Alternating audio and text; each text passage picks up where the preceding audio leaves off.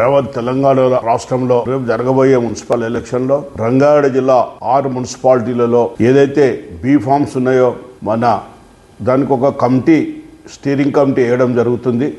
ఆ స్టీరింగ్ కమిటీలో పిసిసి అధ్యక్షులు మహేష్ కుమార్ గౌడ్ గారు, అదేవిధంగా ఇన్ఛార్జ్ అయిన మీనాక్షి నటరాజన్ గారు, ఇన్ఛార్జ్ మంత్రి గారు, మరి అదేవిధంగా డిసిసి ప్రెసిడెంట్ మరియు స్థానిక ఎమ్మెల్యే మరి ఇన్ఛార్జి ఎమ్మెల్యే క్యాండిడేట్స్ ఎవరైతే వారు ఎంపీలు ఈ విధంగా స్టీరింగ్ కమిటీ వేసి ప్రతి డివిజన్ నుంచి ప్రతి వార్డు నుంచి 4 నుంచి 6 పేర్లు తీసుకొని ఆ పేర్లలో ఎవరైతే ఎలక్షన్లో గెలవడానికి అవకాశాలు బాగా మెరుగ్గా ఉన్నాయో సర్వే రిపోర్ట్ ద్వారా ఈ స్టీరింగ్ కమిటీ ఇవ్వాలని పిసిసి అధ్యక్షుల వారు తెలియజేయడం జరిగింది. ఎవరు కూడా అధైర్యపడాల్సిన అవసరం లేదు. ఎవరో ఒకరు టికెట్ ఇస్తారని చెప్పి ప్రలోభాలలో పోయి మీరు ఇబ్బంది పడకుండా నూతనంగా మన ప్రియతమ నాయకుడు రాష్ట్ర ముఖ్యమంత్రి వర్యులు పూర్తిగా రాష్ట్రంలో రంగారెడ్డి జిల్లాలో 6 గెలవాలనే ఆలోచనతో ఉన్న మన ముఖ్యమంత్రి వర్యులకు అభివృద్ధి సంక్షేమాన్ని చూసి మనం కాంగ్రెస్ పార్టీ గతంలో మొన్న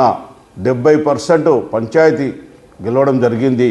అదేవిధంగా ఇప్పుడు మున్సిపాలిటీలో కూడా 185% మనం గెలవాలనే ఆలోచనతో కమిటీ ద్వారా ఎవరైతే స్వచ్ఛంగా గెలవగలుగుతారు అనే కాంగ్రెస్ కార్యకర్తలు పనిచేసిన వారు ఎవరైతే ఉన్నారో వారిని ప్రమేకంగా దృష్టిలో పెట్టుకుని టికెట్ ఇవ్వడం జరుగుతుంది. మున్సిపల్ ఎలక్షన్లో కౌన్సిలర్గా నిలబడాలనుకున్న క్యాండిడేట్లు అందరూ కూడా మీ ప్రాంతంలో ఎమ్మెల్యే గారు కానివ్వండి, ఇన్ఛార్జి ఎమ్మెల్యే గారు కానివ్వండి, మీరు అప్లికేషన్ పెట్టుకుంటే ఆ అప్లికేషన్స్ అన్నీ కూడా వారికి ఇచ్చిన తర్వాత వారు జిల్లా అధ్యక్షునికి ఇవ్వడం జరుగుతుంది.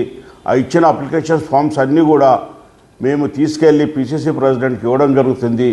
ఆ ఇచ్చిన అప్లికేషన్లలో 6 మంది పేర్లు ఎవరైతే ఉన్నారో వారి సర్వే రిపోర్ట్ ద్వారా స్టీరింగ్ కమిటీ ద్వారా మీ పేర్లను ప్రకటించడం జరుగుతుంది.